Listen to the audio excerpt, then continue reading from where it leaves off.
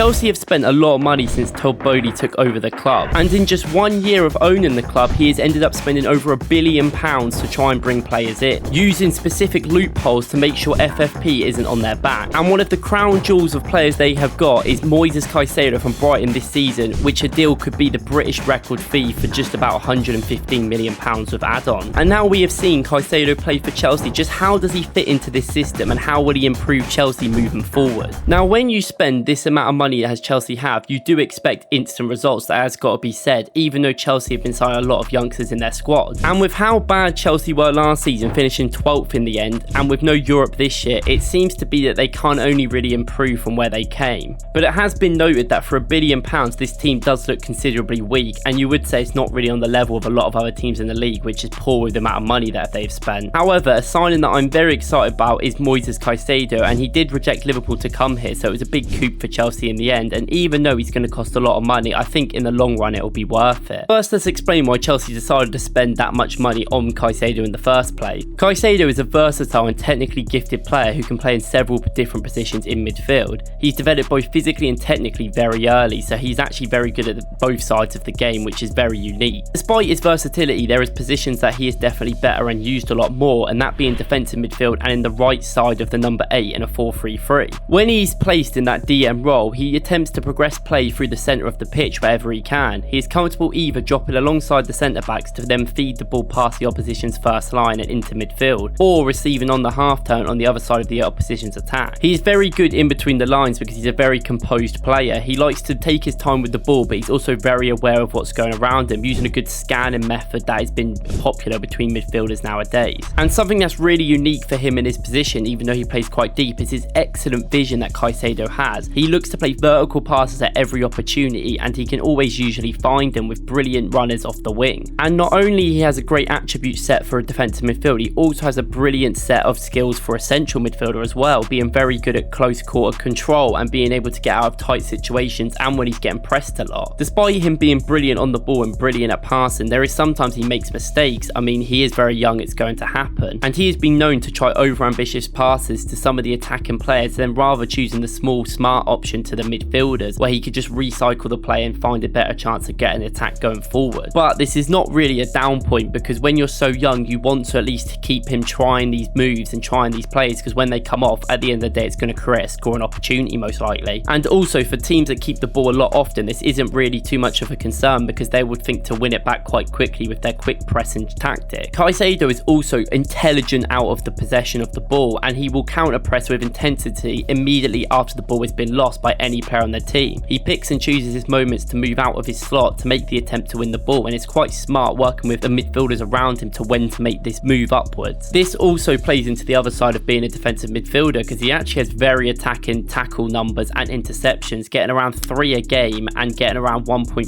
interceptions per game as well, which is really good numbers. With this physicality at such a young age though, it's quite often that he will pick up a yellow card or commit quite a lot of fouls in the game, which is just going to happen. I mean, we saw it already this season for Chelsea. I think if for Chelsea, he will actually be used quite a lot as a central midfielder and as a DM, depending on what happens in games, so I will explain that in a minute. First, let's quickly go over what Chelsea have been trying to do this season and what we have seen from the team. So it's fair to say that Chelsea fans aren't completely happy with how things are going for their club. They just lost to Nottingham Forest, and the only win they've got this season was against Luton at home. However, I will give some patience to Pochettino, because he is trying a new system with completely different players. I mean, nearly every single player in this team is completely different, or at least is different to him, because he's never managed them before. Although I understand Chelsea fans' frustration, because they like the team, and realistically when you spend that amount of money, you expect results sort of quickly, but I do think they will come later on in the season. So Pochettino this season has basically used 2 different tactical systems. The first one is a 5-2-3, which he's been using to start the games. This is where Pochettino lines up with a 3-back, with the wing-backs being Chilwell and James. This has worked actually not too bad as what people would think, as Disasi and Cole are very good at distributing the ball, and this formation has actually allowed them to go from defence to attack quite easily. It also allowed, at the time, James and Chilwell, now it's Gusto and Chilwell, to get up the pitch and have that freedom on the wings, because we know how good they are going forward, all 3 of them really. This also allowed Chelsea to keep the ball quite a lot at the start of the season, so basically Enzo actually played as a more attacking role, as we know his brilliant passing that he could actually create a lot more, and Conor Gallagher sort of played as that defensive midfielder in the 6th role, sort of collecting the ball and sort of just doing the hard work. This also also allowed James to come in and invert just in case Enzo wanted to stay back with Gallagher, just to make sure there's no breaks going on if one of the centre-backs maybe pushed up or Chilwell had just gone like really far up the pitch.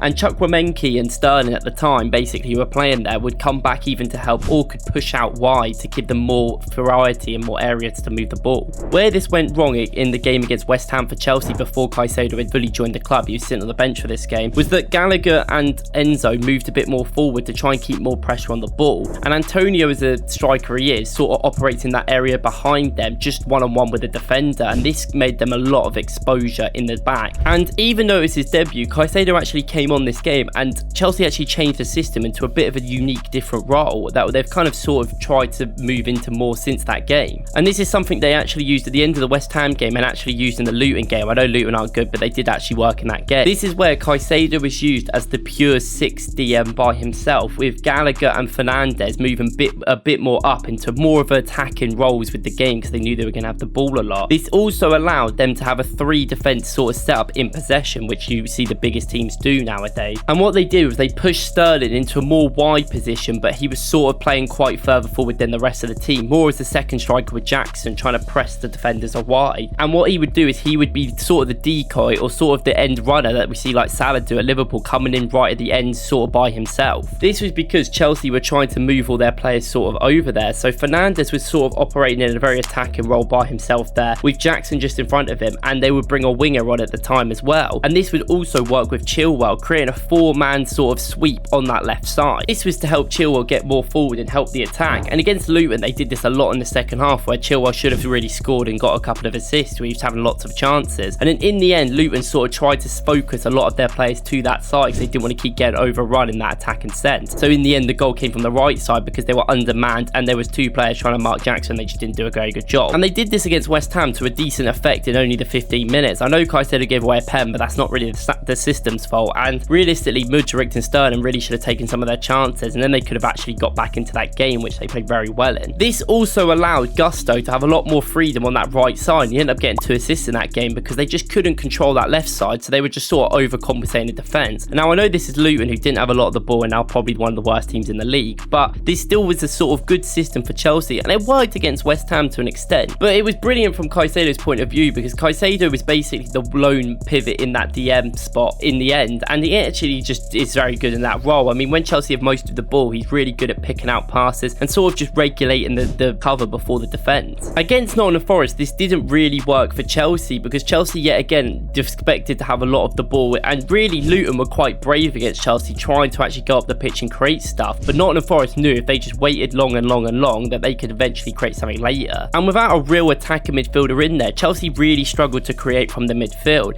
It was okay against Luton because Enzo Fernandez has great creative numbers and he actually used it, but against Nottingham Forest they sort of isolated him out of the game, and Chelsea really needed a player like Cole Palmer, who obviously was on the bench for his debut, to really come on and do something. And Nottingham Forest ended up defending very bravely and usually had quite a lot of men behind the ball, and the issue was in this game is that they resulted in a double pivot Chelsea of Gallagher and Caicedo because they wanted to make sure there was no breaks really happened. But this a lot of the time led Gusto and Sterling in a 2 versus 3 or 2 versus 4 in the wide stretch, so they couldn't really create a lot of chances throughout the game. I mean, in the end they obviously should have won, like Jackson missed some really good chances, but overall Nottingham Forest actually defended quite easily compared to what you would expect Chelsea to create. Caicedo also didn't really have the best game, but this was because he was resulted into being a defensive midfielder for a team that didn't really attack, so it's hard to regulate or see where he's really going to go. But in this game he was completely out of it and they just couldn't get the ball to him or get anywhere near him. This will come better with the time and hopefully the tactical familiarity around the whole team, and also getting an attacking midfielder like Cole Palmer in there, because Chelsea were way better with Chukwuemeka in there than necessarily Enzo Fernandez in that attacking role. But overall I think Caicedo is a perfect fit for this Chelsea system. He can play in that 6 role, and you have to think that Palmer will probably end up starting and then Caicedo will play next to Enzo Fernandez in that double pivot, but Fernandez will have a bit more freedom to go forward and make some forward passes. This means Caicedo doesn't need to overcomplicate things and make passes that he doesn't need to do. He can sort of just shift the ball out to the wide strength or even into the midfield that he has,